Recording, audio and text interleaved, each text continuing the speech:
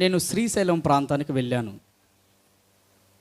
మీరు ఎవరైనా సరే శ్రీశైలము బస్సులో పోతే ఆ బస్సు ప్రయాణం చాలా అద్భుతంగా ఉంటుంది. బస్సు ఎక్కిన తరువాత కొన్ని కొండ చర్యల్లోంచి ఆ బస్సు పోతూ ఉంటుంది. ఆ కొండలు చూసినప్పుడు ఆ కొండల మధ్య చెట్లను, విశాలమైనటువంటి లోయలను చూసినప్పుడు చాలా ఆనందం వేస్తుంది. కాస్త మధ్యలో బస్సు కూడా ఆపాడు. ఆపితే చక్కటి ప్రకృతి, మంచి గాలి, చల్లటి వాతావరణం, మనసుకు చెప్పలేని ఆనందం నాకు కలిగించింది.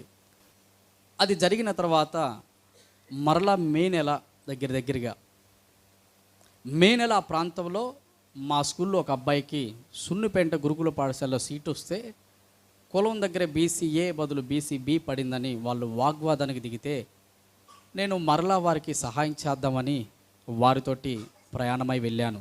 అదే రీతిగా బస్సు గుండా నేను ప్రయాణం చేస్తూ ఉంటే ఒకప్పుడు ఏ అందాలు నాకు కనపడ్డాయో, ఏ ప్రకృతి ఆహ్లాదంగా నాకు అనిపించిందో, ఏ లోయలు ఫలభరితమైన చెట్లతోటి పూలతోటి అలంకరించబడి చల్లటి గాలి ఇచ్చిందో అది ఒక్కసారిగా నా కళ్ళకు భయాన్ని పుట్టించింది. ఎందుకంటే అన్నీ కూడా ఎండిపోయి దాదాపుగా ఏ చెట్టు కూడా పచ్చదనము లేక, ఏ చెట్టు కూడా చల్లటి గాలి ఇవ్వలేక ఉన్న ఆకులు పోగొట్టుకొని అందవికారముగా కనపడింది. ఒక్కసారిగా అది శ్మశానంలా కనపడింది నాకు. ఎందుకంటే ఒకప్పుడు నేను చూసినప్పుడు ఆ కొండల్లో, లోయల్లో, ఆ చెట్లో ఉన్న ప్రకృతి పచ్చదనం, ఎప్పుడైతే ఎండాకాలంలోకి నేను వెళ్ళానో ఆ ప్రాంతంలో అసలు అవేవి కనబడకుండా మొత్తము బండలు, రాళ్ళు కనబడతా చెట్లు ఆకులన్నీ రాలిపోయి మోడు బారిపోయినట్టుగా కనబడుతుంది. ఏ వాతావరణం నాకు సంతోషాన్ని కలిగించిందో అదే వాతావరణం ఎచ్చటి గాలి వస్తా అసలు దిగబుద్ధి గల నాకు బస్సులోకి. ఏ శ్రీశైలంలో ఉన్న డ్యాములో ఉన్న నీళ్లు భయంకరంగా పారి అసలు ఉన్న గేట్లన్నీ కూడా తెరవబడి ఉప్పొంగిందో, నేను మరలా పోయి చూస్తే అట్టడుగున ఏదో అక్కడక్కడ నీళ్లు ఉన్నట్టు ఉన్నాయి. మొత్తం ఎండిపోయింది. ఒకసారి నేను ప్రయాణానికి వెళ్ళినప్పుడు నాకు ఎంత ఆనందం కలిగిందో, రెండోసారి నేను ప్రయాణంకి వెళ్ళినప్పుడు అంతే చిరాకు, కోపము, బాధ కలిగింది. ఎందుకంటే అంతా ఎండిపోయింది. ఏది మంచిది లేదు. ఎక్కడ నిలబడటానికి మంచి నీడ లేనే. నాకు అనిపించింది, ఇప్పుడు ఒకవేళ ఈ డ్యాంలో నీళ్లు కావాలి అంటే మన ముఖ్యమంత్రి గారి దగ్గరికి కానీ, ప్రధానమంత్రి గారి దగ్గరికి కానీ, లేకపోతే లోకంలో ఉన్నతమైన ధనవంతుల దగ్గరికి కానీ పోయి, అయ్యా శ్రీశైలం డ్యాంలో నీళ్లు లేవు, పోయినసారి అటు వచ్చినప్పుడు విపరీతమైన నీళ్ళ చేత నిండిబడి ఉంది ఈ కాలువంతా, ఇప్పుడు నీళ్ళే లేవయ్యా, కాస్త నీళ్లు మీరు తీసుకురాగలరా అని అడిగితే వాళ్ళు చెప్పే సమాధానం బహుశా ఇలాగుండిద్ది. ఎవరైనా సరే ఏం చెప్తారో తెలుసా? అయ్యా మా దగ్గర ఉన్న డబ్బులతోటి మేము కాలువలు తీయగలుగుతాం, మా దగ్గర ఉన్న డబ్బులతోటి పథకాలతోటి కాలువలను ఎడల్పు చేయగలుగుతాం, కానీ వాటిలోకి నీళ్లు మాత్రం మేము రాలేం. మా దగ్గర ఉన్న డబ్బులతోటి చెట్లను నాటించగలుగుతాం, అడవుల్లో ఉన్న చెట్ల కంటే ఎక్కువ చెట్ల సంఖ్యలో నాటించి చెట్ల సంఖ్య పెంచగలుగుతాం, కానీ ఆ ఎండిపోయిన చెట్లకి పచ్చటి ఆకులు తీసుకురావటం మా వల్ల కాదు. ఎండిపోయిన ఆ అడవికి అందాన్ని తీసుకురావటం ఎవ్వడి తరమ కూడా కాదు. డబ్బు వల్ల, హోదా వల్ల, అధికారం వల్ల అవి చిగురించు. ఎవరి వల్ల సాధ్యమవుతుంది? ఈ లోకంలో ఎవడిని పిలిచినా ఆ ఎండిపోయిన అడవిని, ఆవిరైపోయిన ఆ కాలువను నింపగలిగేవాడు ఎవడు కూడా లేడు. అయితే ఈ సర్వ సృష్టిని ఒక్క వాక్కుతో చేసిన యేసు తప్ప, ప్రైజ్ ది లార్డ్, ఆయన తలుచుకొని ఆకాశ మేఘాలను కదిలిస్తే, ఆయన తలుచుకొని ఆకాశ వాకిళ్లను విప్పితే, కుండపోత వర్షాలు కురిస్తే, ఏ చెట్టు ఎండిపోయిందో, ఏ అడవి ఎండిపోయిందో, ఏ ప్రాంతము మోడుబారిపోయిందో అది పచ్చగా మార్చబడుతుంది.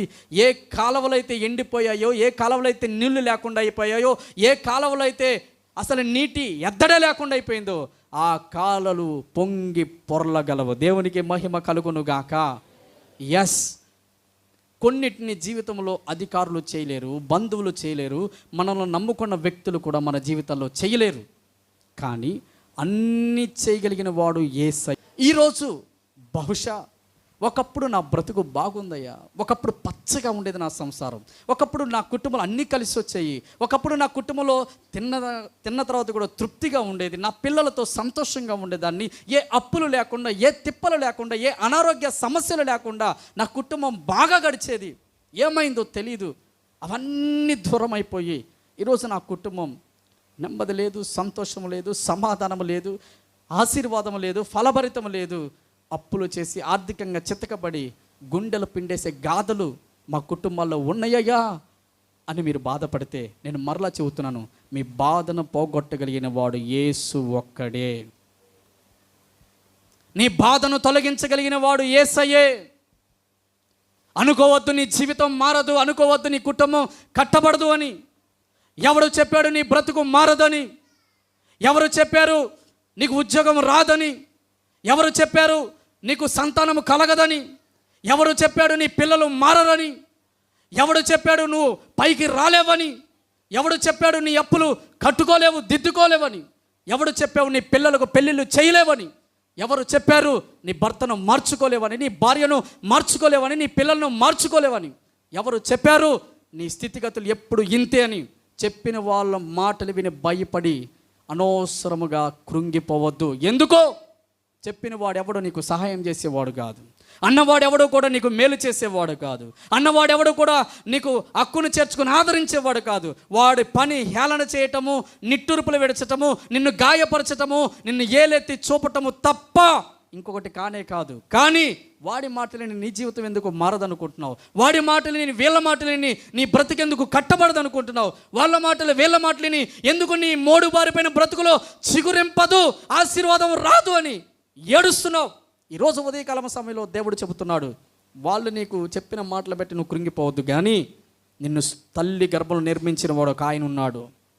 9 నెలలు తల్లి గర్భంలో కంటికి రెప్పలా కాచి కాపాడి ఈ భూమి మీదకు నిన్ను తీసుకువచ్చి నువ్వు పుట్టినది మొదలుకొని ఈ గడియ వరకు కునుకక నిద్రపోక కాపాడిన దేవుడు ఒక ఆయన ఉన్నాడు. ఆయనకు తెలుసు నువ్వు ఏ పరిస్థితులు గుండా వెళుతున్నావో, ఆయనకు తెలుసు నువ్వు ఏ బాధలు గుండా వెళుతున్నావో, ఆయనకు తెలుసు నువ్వు ఏ నిట్టూర్పుల మధ్య వెళుతున్నావో, ఆయనకు తెలుసు నువ్వెంతగా నలగొట్టబడుతున్నావో, ఆయనకు తెలుసు నువ్వు ఎన్ని అవమానాలు పడుతున్నావో, ఆయనకు తెలుసు నీ బ్రతుకులో ఏ ఆశీర్వాదము కొదువై ఉన్నదో. ఆయన చెబుతున్న మాట ఏంటో తెలుసా? నేను నీకు తోడై ఉన్నాను. ఎవరు నిన్ను ఆదరించకపోయినా, ఎవరు నిన్ను చేరదీసకపోయినా, ఎవరు నిన్ను హక్కును చేర్చుకోకపోయినా, ఎవరు నీకు దగ్గరగా ఉన్నా లేకపోయినా, ఎవరు నిన్ను పలకరించకపోయినా, ఎవరు నిన్ను నావాడు నాది అని అనకపోయినా, నేను నీకు తోడై ఉన్నాను. విడిచిపెట్టను, వదిలిపెట్టను. నీ పరిస్థితులను చక్కబెడతాను, నీ కుటుంబాన్ని కడతాను, నీ జీవితాన్ని పైకి లేస్తాను. ఏదైతే నువ్వు జరగదనుకుంటున్నావో దాన్ని జరిగించి చూపిస్తాను. ఎక్కడైతే నువ్వు తల వంచావో అక్కడ నీ తల లేపుతాను. ఏదైతే నువ్వు జరగదని ఊహించవో అది ఊహకు మించిన కార్యాలు నీ జీవితంలో జరిగించి తల ఎత్తుకునే జీవితం నేను నీకు ఇస్తాను. ఇదిగో నూతన క్రియ నేను నీ కొరకు చేస్తూ ఉన్నాను. అది ఇప్పుడే అది మొలుస్తుంది. ఈరోజే దేవుడు దాన్ని ప్రారంభించి ఉన్నాడు.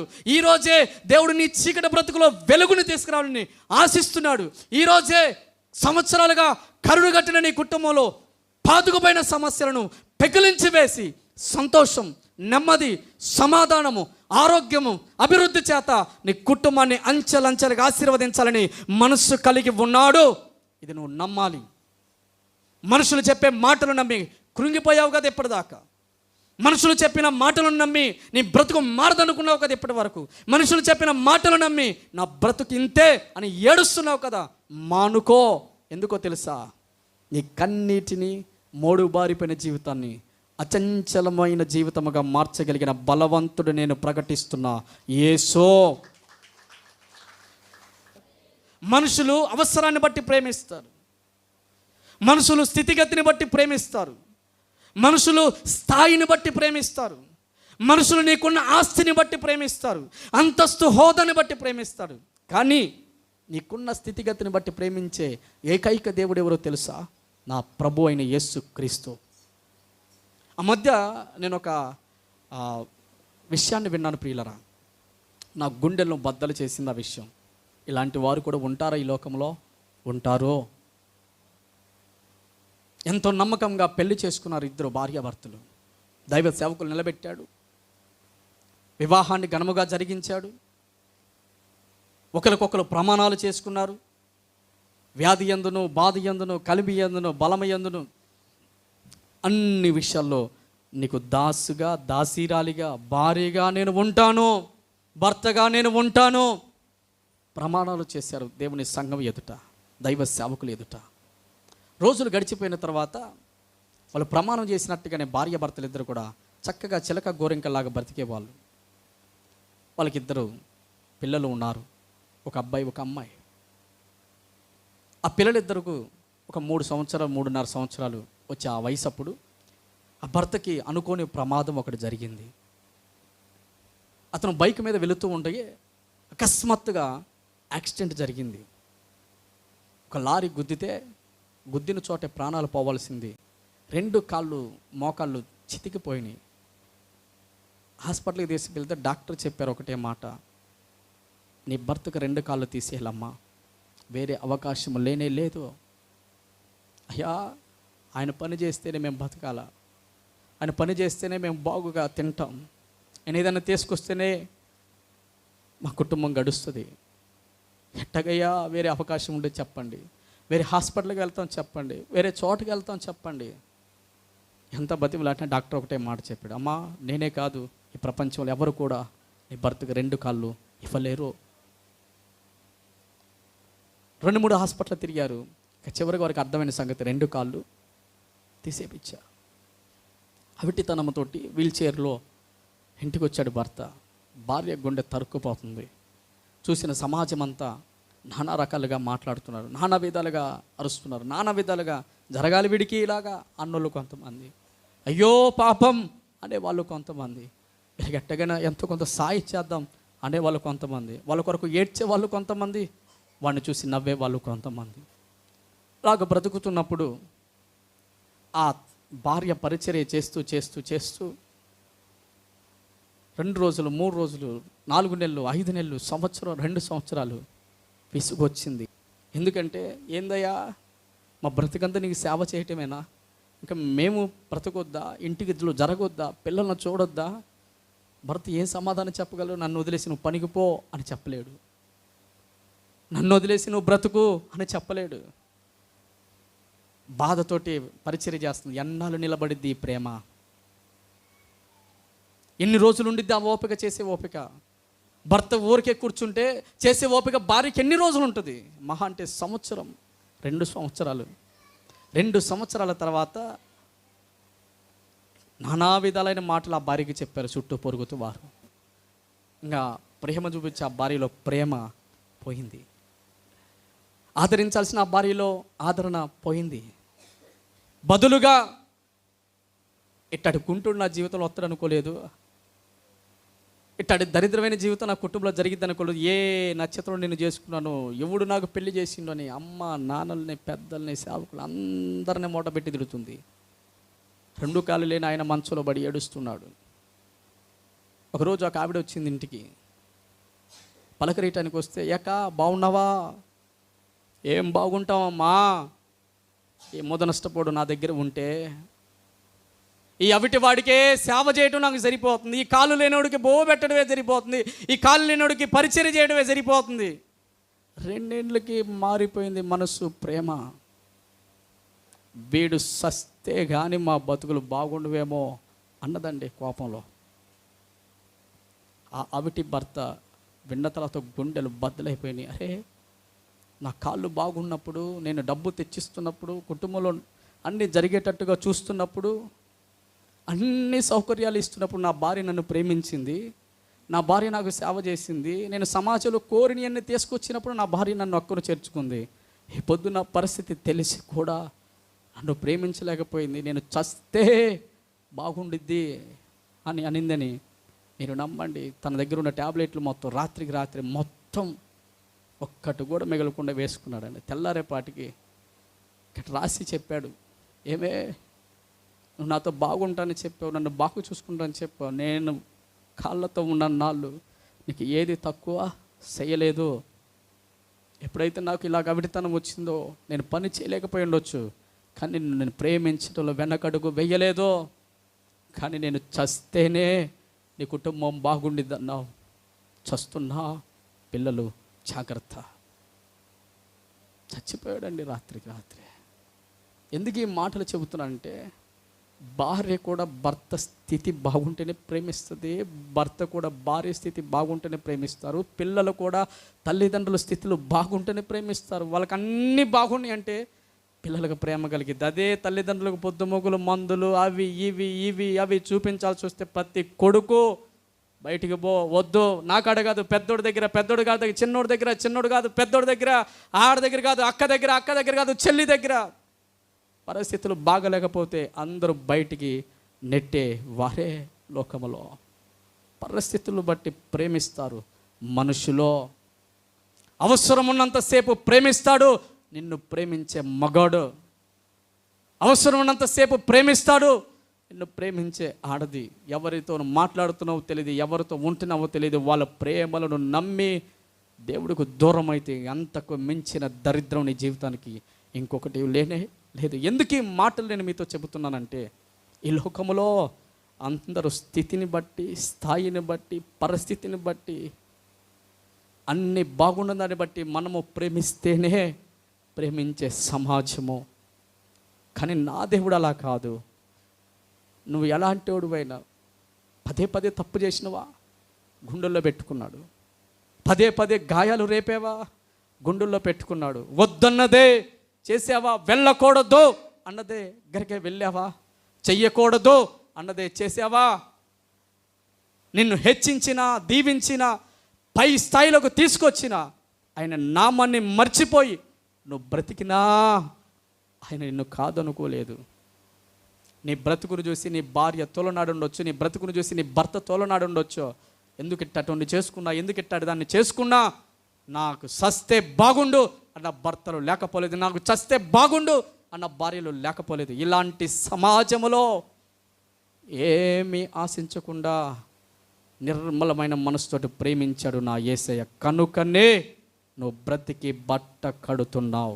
అలాగ మన జీవితంలో ఎవరైనా సరే, ఏ బంధువులు నమ్ముకున్నా, ఏ స్నేహితులు నమ్ముకున్నా, ఏ బంధాలను నమ్ముకున్నా మన బ్రతుకులు ఆడికాడికే ఉంటాయి. జీవము కలిగిన దేవుని వైపు చూసి ఆయనతో నువ్వు అంటు కట్టబడి ఉండు, ఆయనలో నిలిచి ఉండు. ఎడారి లాంటి నీ జీవితంలో గొప్ప కార్యాలు జరిగిస్తాడు. తలకిందులైన నీ జీవితంలో తల ఎత్తుకునేటట్టుగా దేవుడు చేస్తాడు. కోల్పోయాను అనుకున్న నీ బ్రతుకులో రెండింతలుగా దేవుడు దీవిస్తాడు. అయిపోయింది, అనగారిపోయింది, అలిసిపోయా, ముందుకు సాగలేను, అడుగు వెయ్యలేను అనుకున్న నీ స్థితిగతులలో నీ గతిని, నీ స్థితిని కట్టి నిలబెట్టి నీ తలను ఎత్తి నీతో పాటు నడిచి నిన్ను ఊరేగిస్తాడు.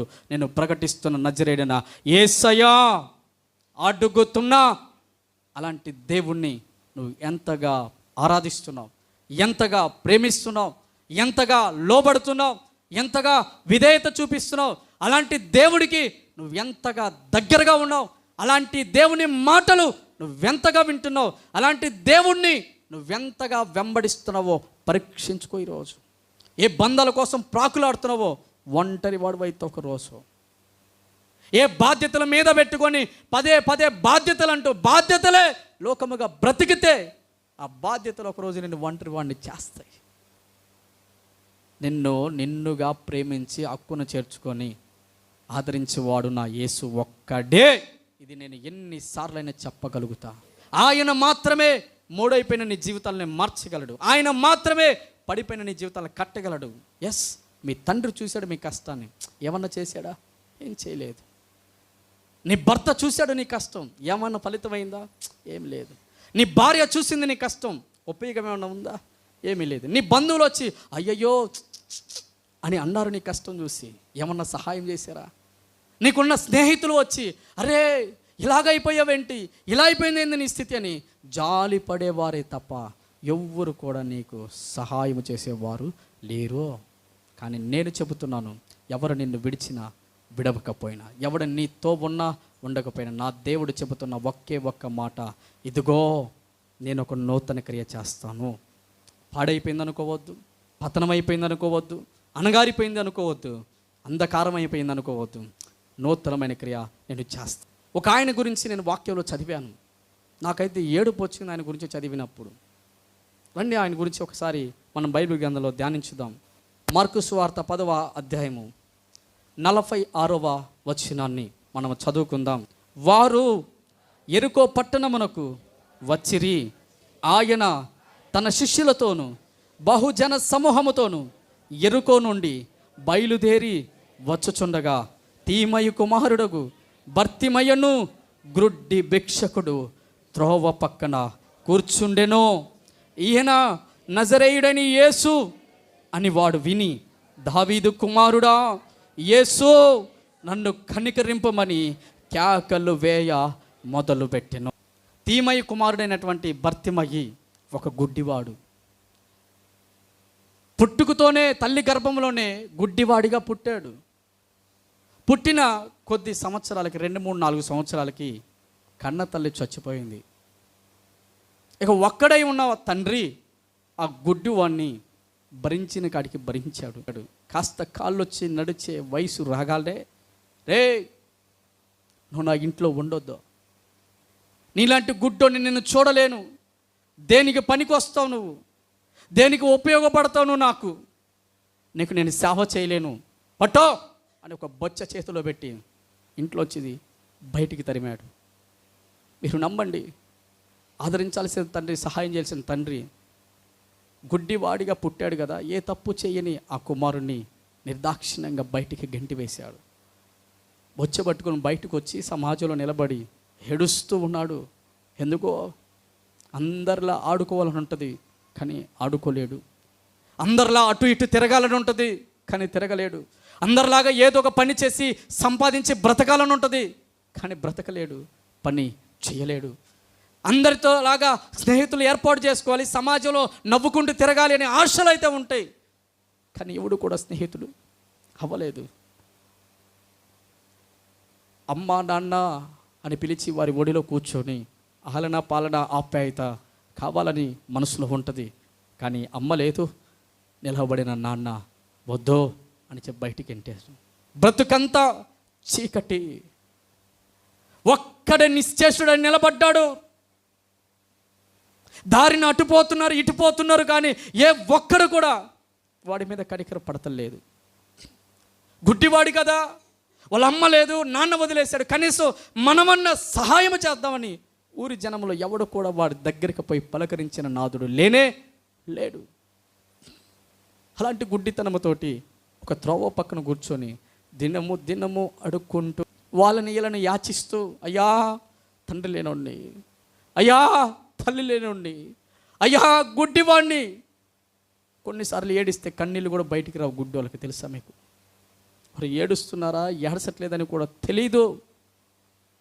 అయ్యా గుడ్డివాడిని అంటే మీరు చెప్పండి, అలాంటి వారికి సహాయం చేసే వాళ్ళు ఎలా ఉంటారు చెప్పండి? ఒక్కొక్కడు వచ్చి, యారా నీ అమ్మ నాన్న నిన్ను కని వదిలేశారా అని అనేటోళ్ళు కొంతమంది, ఇంకొంతమంది ఏదో ఒకటి చేసి బతకలేవా, కాళ్ళు చేతులు ఇచ్చాడుగా దేవుడు అనేవాళ్ళు కొంతమంది, లేవపా తిట్టేవాళ్ళు కొంతమంది, ఉన్నదాన్ని కూడా దొంగతనం చేసే దొంగలు కొంతమంది. అడుక్కుంటూ నెట్టుకుంటూ వస్తున్నాడు బ్రతుకుని. మీరు నమ్మండి, ఒకరోజు ఆయన ఒక సంగతి విన్నాడు. ఏంటి ఆ సంగతి అంటే, దావీదు పట్టణమందు నేడు రక్షకుడు మన కొరకు పుట్టి ఉన్నాడో, ఆయన ప్రభు అయిన యేసుక్రీస్తు. ఇదిగో సర్వలోకమునకు సమాధానము కలగ చేయటానికి, ఆకాశములోను భూమి మీదను సంతోషము కలగ చేయటానికి ఈ రక్షకుడు పుట్టాడు. జనులందరి యొక్క శాపాన్ని పాపాన్ని ఆయన సిలువ మీద మోసి ప్రజలను స్వతంత్రులుగా చేయడానికి ఆయన ఈ లోకములకు వచ్చాడు. ఆయన దగ్గరికి ఎవరు వెళ్ళినా బ్రతుకులను మార్చగలిగిన వాడు, మోడైపోయిన బ్రతుకులను చిగురింప చేయగలిగిన వాడు, గుడ్డివాడికి చూపునివ్వగలిగిన వాడు, కుంటివాడికి బాగు చేయగలిగిన వాడు, కుష్టు వ్యాధిని బాగు చేయగలిగిన వాడు, దయ్యములు పట్టిన వారిని దీవెనలతో నింపగలిగిన వాడు అని విన్నాడు. మనసులో ఒక్కటే నిర్ణయం తీసుకున్నాడు, అయ్యా ఇలాంటి ఒక చీకటి బ్రతుకు మారాలంటే ఒక్క నీ వల్లే అవుతుంది. ఈ రోడ్డు పొడుగుతా ఎంతోమంది రాజకీయ నాయకులు వచ్చారు, ఈ రోడ్డు పొడుగుతా ఎంతోమంది నాకు తెలిసిన బంధువులు వచ్చారు, ఈ రోడ్డు పొడుగుతా నేను ఇక్కడ కూర్చున్నప్పుడు ఎంతోమంది నన్ను దాటిపోయారు, ఒక్కళ్ళకి కూడా నా బ్రతుకుని ఏదో చేద్దామని అనిపించలేదు. రక్షకుడుగా నువ్వు పుట్టావంట, ఒక్కసారి నా వైపు రా యేసయ్యా. ప్రతి దినమదే ప్రార్థన. అనగారిపోయిన నా జీవితాన్ని, చీకటం అయిపోయిన నా జీవితాన్ని, బందీగా నిలబడిన నా జీవితాన్ని, ఏ ఆశీర్వాదం లేని నా జీవితాన్ని, ఎవడికి ఉపయోగపడిన నా జీవితాన్ని, ఎవడికి కోరుకొని నా జీవితాన్ని కట్టు ప్రభువా అని ప్రార్థన చేస్తూ ఎదురు చూస్తూ ఉన్నాడు ఈ గుడ్డివాడు. ఎందుకో తెలుసా? నేను మరలా చెబుతున్నాను, ఈ లోకములో ఎలాంటి వారికైనా సహాయం చేయగలిగింది ఆయన మాత్రమే. ఎవరు పిలిచిన వారి దగ్గరికి వచ్చేది ఆయన మాత్రమే. దీనులకు కృప చూపించేది ఆయన మాత్రమే. ఒంటరి వాడికి తోడుగా నిలిచేది ఆయన మాత్రమే. నీ జీవితంలో అన్నీ అయిపోయినాయి అని అనుకున్న పరిస్థితిలో మరలా సర్వసమృద్ధితో నింపగలిగిన వాడు ఆయన ఒక్కడే. అందుకే సరైన వాడి కోసమే ఎదురు చూస్తున్నాడు, సరైన వ్యక్తి కోసమే ప్రార్థన చేస్తున్నాడు, సరైన దేవుణ్ణే ఎన్నుకున్నాడు ఈ గుడ్డివాడు అయినటువంటి బర్తిమాయి. ఒకరోజు రానే వచ్చింది ఆయన జీవితంలో. యేసు కోసము సంవత్సరాలుగా ఎదురు చూస్తున్నాడు, ఏ రోజు కోసమైతే సంవత్సరాలుగా ప్రార్థన చేస్తున్నాడు, ఏ రాక కోసమైతే సంవత్సరాలుగా కన్నీళ్ళు గూడు కట్టుకొని ఏడుస్తూ ఉన్నాడు, ఆయన వస్తున్నాడని తెలిసింది ఈ గుడ్డివాడైన బర్తిమాయికి. ఏమిటి చెప్పడనలారా? నజరేయుడైన యేసు వస్తున్నాడో. అయ్యో, గుండెల నిండా ఆనందము సంతోషముతో గంతులు వేస్తుంది హృదయము. ఈ రోజు నా జీవితం మారబోతుంది, ఎందుకంటే యేసు ఈ మార్గాన వస్తున్నాడు. ఆయన నన్ను చూసి కనికరిస్తే చాలు, బంధువులు ఆదరించకపోయినా, కన్న తల్లిదండ్రులు ప్రేమించకపోయినా, నా అనుకున్న వారు ఎవరు నన్ను హక్కును చేర్చుకోకపోయినా, సమాజంలో ఉన్నవారు లేనివాడు ఎవడు నాకు సహాయం చేయకపోయినా, నన్ను సృష్టించిన సృష్టికర్త వస్తున్నాడు. ఆయన ఈరోజు నా జీవితాన్ని మారుస్తాడు అని విశ్వాసముతోటి ఇంకెవరిని డబ్బులు అడగట్లా. ఆయన రాక కోసం ఆయన చప్పుడు వింటూనే ఉన్నాడు. డబ్బ డబ్బ డబ్బ శబ్దాలు వస్తున్నాయి, ఎందుకంటే బహుజన సమూహం వస్తున్నారు ఆయనతోటి. ఎక్కువ మంది వస్తున్నారు, తిరణాలుగా ఉంది వాతావరణం అంతా. మనసులో ఒక భయం ఏంటో తెలుసా? అయ్యో, ఇంతమంది వస్తున్నారు, ఈరోజు నేను పిలిచే పిలుపు దేవుడికి వినపడిద్దో లేదో. ఇంతమంది జన సమూహం వస్తున్నారు, ఈరోజు నాకు సహాయం దొరికిద్దో దొరకదో, ఇన్ని రోజులుగా నేను వేచి ఉన్న ఈ క్షణము ఈరోజు నెరవేరిద్దో లేదని భయపడుతున్నాడు. నీకెట్ట తెలుసు సమయాలు? చదవని వాక్యాన్ని మీకు అర్థమవుతుంది. ఫస్ట్ వాళ్ళు వచ్చిన తర్వాత చెప్పిన మాట ఏంటి తెలుసా? భయపడొద్దో అని అన్నారు వాళ్ళు. ఎందుకో తెలుసా? భయపడుతున్నాడు. ఎందుకో తెలుసా? ఈ ఒక్క గడియ దాటిపోతే నా బ్రతుకు ఇంకా మారదు. నాకున్న ఈ ఒక్క అవకాశంలో నేను కృప పొందుకోలేకపోతే నా బ్రతుకు మారదనుకొని చప్పుడు వింటూనే ఉన్నాడు. కానీ దేవుడు ఎక్కడ దాకొస్తున్నాడో కంటికి కానరానే 2 మోకాళ్ళు వేసి గుండెలు చరుచుకుంటూ ఒక కేక పెడుతున్నాడు. ఏమిటో తెలుసా? దావీదు కుమారుడా, నజరేయుడైన యేసు, కనికరించు అని అంటే మీకు తెలుసా?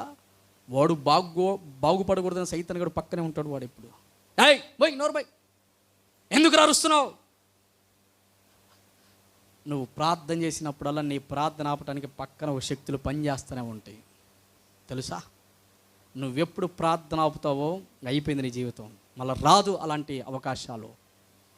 చెయ్యాల్సిన ప్రార్థన నువ్వు ఎప్పుడైతే ఆపుతావో, వాళ్ళ మాటలు వీళ్ళ మాటలు సైతాన్ గడి శోధనకి లొంగిపోయి నువ్వు ఎప్పుడైతే ఆ ప్రార్థన ఆపేస్తావో జరగవు. ఎందుకంటే మంచి సమయాన్ని నువ్వు కోల్పోయావు. కానీ ఈ గుడ్డివాడు ఎవడు అరిసినా ఏయ్ నోరుమోయ్, అరసొద్దు, దైవజనుడు వస్తున్నాడు, బోధకుడు వస్తున్నాడు, నీతిమంతుడని యేసయ్య వస్తున్నాడు, అరసమాకో, ఎందుకురా కేకలు పెడుతున్నావు అంటే మరి ఎక్కువగా కేకలు పెట్టాడు వాడు, మరి ఎక్కువగా కేకలు పెట్టాడు. దావీదు కుమారుడు యేసు, నన్ను దాటి వెళ్ళొద్దయ్యా. అంతమంది కేకలలో యేసు ప్రభు వారికి వినపడిన కేక ఏంటో తెలుసా? ఆ బర్తిమయి యొక్క కేక. దాటిపోయిన దేవుడు మనస్సు మార్చుకొని వెనక్కి తిరిగి గుడ్డివాణి వైపు చూశాడు. Praise the lord, praise the lord. ఒక్క క్షణము రానే వచ్చింది ఆయన జీవితంలో. అంధకారము మోడు బారిపోయిన, జరగదు, అంత అయిపోయింది, ఇక ఏమి ఉండదు నా బ్రతుకులు అన్న బ్రతుకులోకి జీవము కలిగిన దేవుని యొక్క కనికరము ఎనిదిరిగింది. అంతమందిలో కూడా దేవుని మనస్సు అధికారుల మీదకి పోలే. అక్కడ ఉన్న చాలామంది రోగులు ఉన్నారు, వాళ్ళ మీదకి పోలే. అక్కడ చాలామంది ఆయన వెంబడించి అయ్యా అది చేయి ఇది చేయి అని వాళ్ళ ప్రార్థన మీదకి పోలే.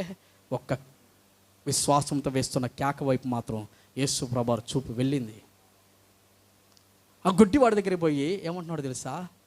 కుమారుడా, నేను నీకు ఏమి చేయాలనుకుంటున్నావు? ఎందుకంటే ఏదో చేస్తాడు అనే గుండె లోతుల్లో ఉన్న ఆశ దేవుడికి కనపడింది. బయటికి చెప్పుకోలేదు, అయ్యా నా బాధ లాంటిదని బయటికి చెప్పుకోలేదు.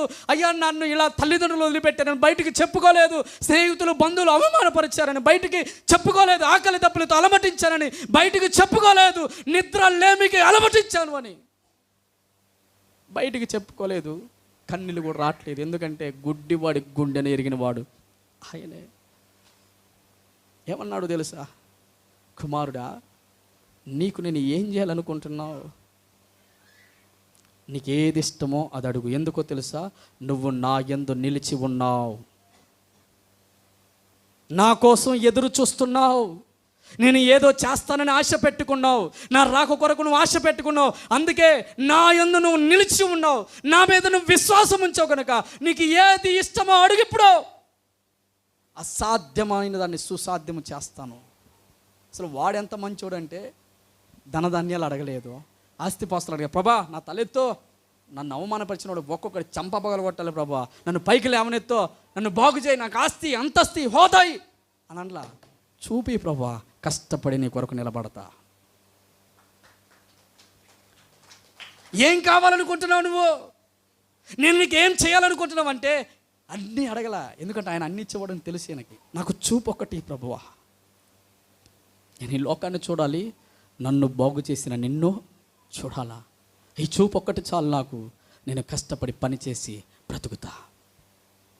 దేవుడు, కుమారుడా నీ విశ్వాసము నిన్ను బాగు చేసిందా, వెంటనే చూపు పొందుకో. సంవత్సరాలుగా మోయబడిన గుడ్డితనము ఒక్కసారిగా వెలుగుతో నింపబడింది. దేవుడు వచ్చి రాగాలి. ఎందుకు ఈ మాటలు నేను మీతో చెబుతున్నానంటే, ఆయన విశ్వాసం ఉంచిన వాడు ఎప్పుడు సిగ్గుపడనే.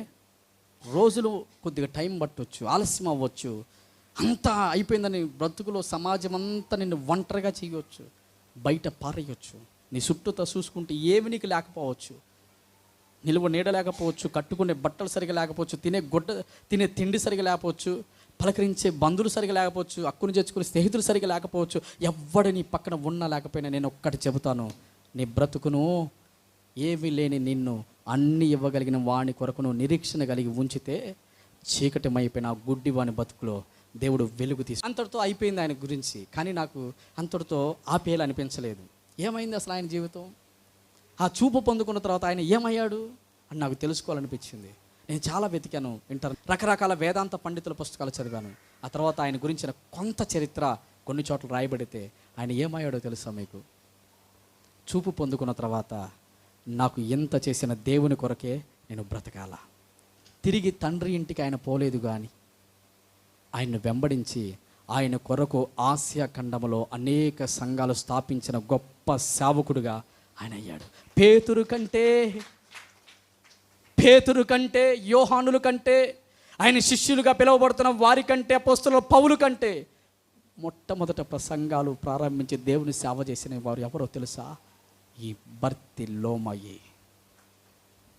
ఆయన రాక కొరకు ప్రజలు ఎదురు చూసేవాళ్ళు, ఆయన చేత ప్రార్థన చేయించుకోవడానికి ప్రజలు ప్రాకులాడేవారు. ఆయన వద్దు వద్దు అని నెట్టేసిన జనాలు ఆయన మా ఇంటికి రా మా ఇంటికి రాని పిలిచి ప్రార్థన చేసుకునే జీవితాన్ని దేవుడు ఇచ్చాడు. అదే దేవుడు ఈరోజు కూడా సజీవముగా ఉండి మనతోటి మాట్లాడుతున్నాడు. నీకు ఏం చెయ్యాలని కోరుకుంటున్నావు నువ్వు? స్పష్టముగా పరిశుద్ధాత్మ దేవుడు అడుగుతున్నాడు నిన్ను. ఆత్మ చెప్పు సంగతులు చెవిగలవాడు వినుగాక. నీ తల ఎత్తాలా? ఆయనకి సాధ్యం. నీ అప్పులు తీర్చాలా? ఆయనకి సాధ్యం. నీ పిల్లలకి ఆరోగ్యం ఇవ్వాలా? ఆయనకి సాధ్యం. నీ భర్తను మార్చాలా? ఆయనకి సాధ్యం. నీ కుటుంబంలో ఉన్న అప్పులను తీసేయాలా? ఆయనకి సాధ్యం. నీ పిల్లలకు ఉద్యోగాలు ఇవ్వాలా? ఆయనకి సాధ్యం. సమాజంలో నువ్వు తల ఎత్తుకొని బ్రతికగలిగే జీవితం ఇవ్వాలా? ఆయనకి సాధ్యం. త్రాగుడుతోటి వ్యభిచారంతో నిండిన నీ భర్త మనస్సును మార్చి దేవుని సన్నిధిలో కూర్చోటి పరిశుద్ధుడిగా మార్చాలా? ఆయనకి సాధ్యం. దేనికి పనికిరాని పిల్లలు ఏదో ఒక పనిలో ఉండాలి, ఏదో ఒక ఉద్యోగంలో ఉండాలి, ఏదో ఒక వ్యాపారంలో పైకి రావాలి అని అనుకుంటే అది ఆయనకి సాధ్యం. వదిలేసిన నీ భర్త నీకు సంసారం నిలబెట్టి నీ కుటుంబాన్ని కట్టగలగాలి అంటే అది ఆయనకి సాధ్యం.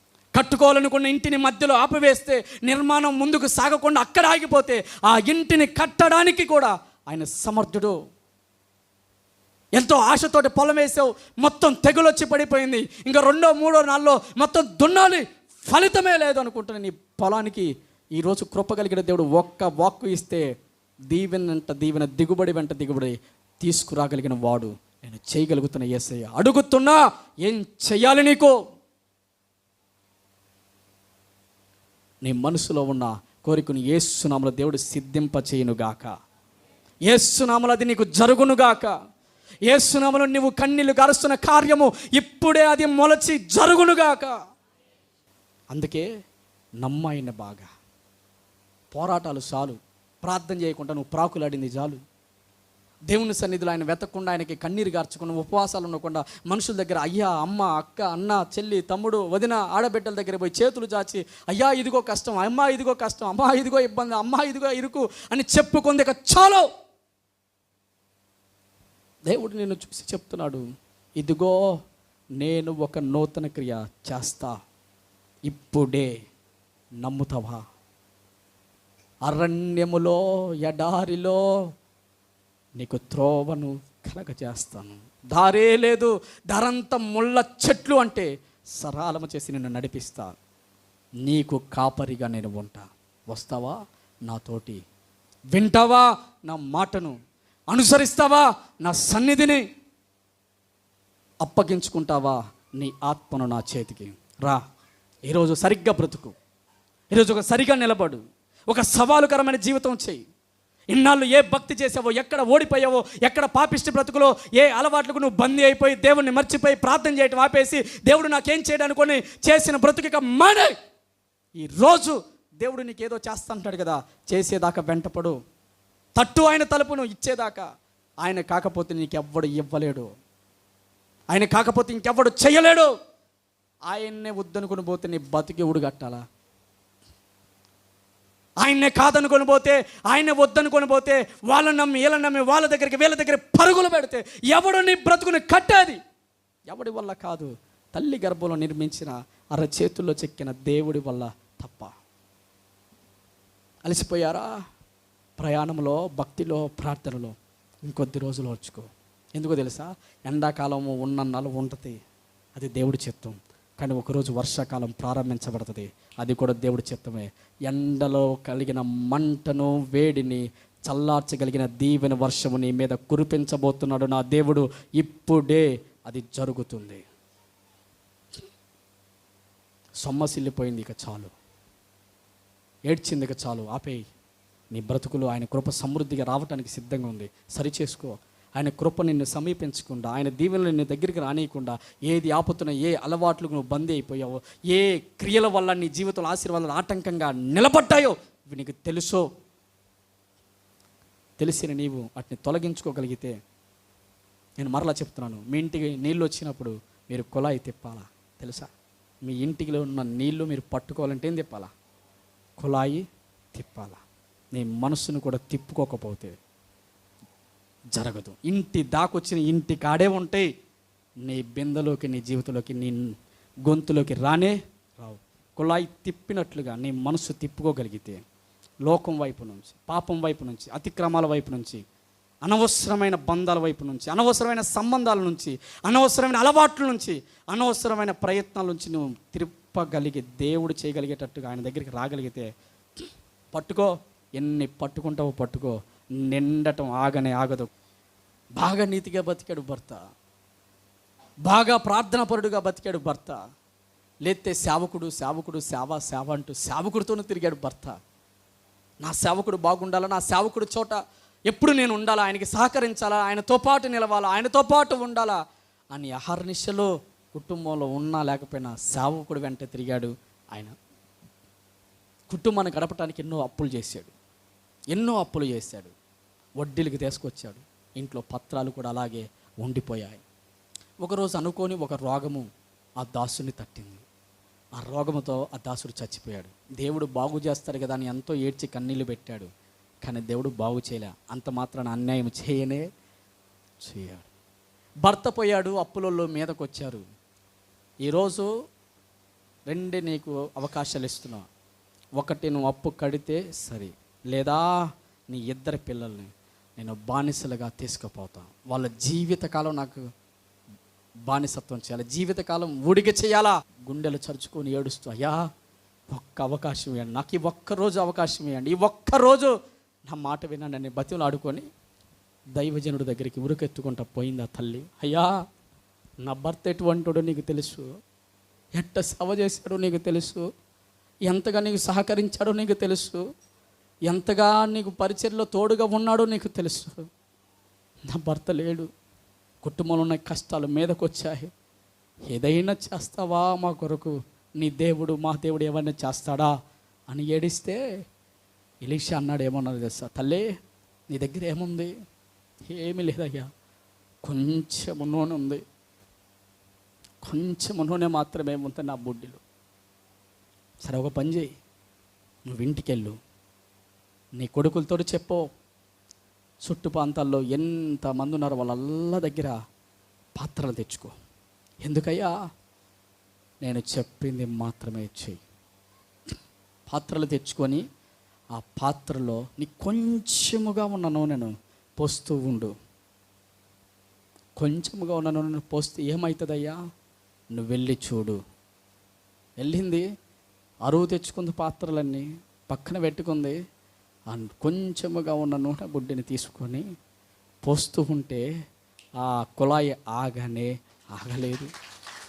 నిండింది, ఒకటి నిండింది, ఆశ్చర్యమైంది. 2 నిండిని, ఆశ్చర్యమైంది. 3 నిండి, ఆశ్చర్యమైంది. 4 నిండే, ఆశ్చర్యమైంది. ఇంక అర్థమైపోయింది, దేవుడు దీవెన వర్షం ఈరోజు నాకు ఇచ్చాడు, నా దేవుడు జవాబు ఇచ్చాడు, నాకు మార్గం లేని చోట మార్గాన్ని ఇచ్చాడు, ఎడారి కాబోతున్న బిడ్డల జీవితంలోకి వెలుగు తీసుకొచ్చాడు అని అర్థమైంది ఆ తల్లికి.